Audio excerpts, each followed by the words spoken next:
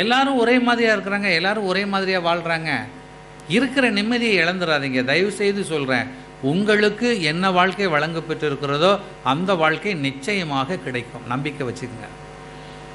உங்களுக்குன்னு உள்ள வாழ்க்கையை யாரும் தட்டி பறிக்கவே முடியாது.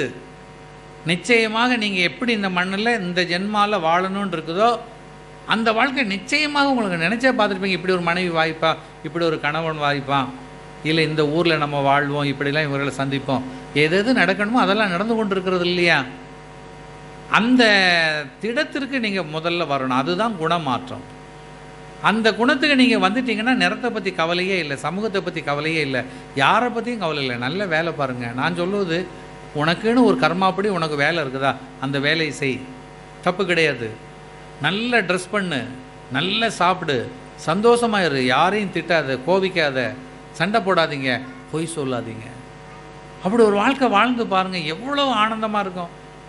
நம்ம அதை முதல்ல என்ன பண்ணுறோம், உண்மையை தூக்கி தலையணைக்கு அடியில் வச்சுக்கிறோம். அது பாட்டுக்கு இருக்கட்டு பக்கத்தில். எல்லாம் போய் எடுக்கிறதுலாம் மாற்றி மாற்றி மாற்றி மாற்றி சவுடால் விட்டு விட்டு விட்டு விட்டு கடைசியில் வாழ்க்கையே ஒரு குப்பை மேடாக போகும்.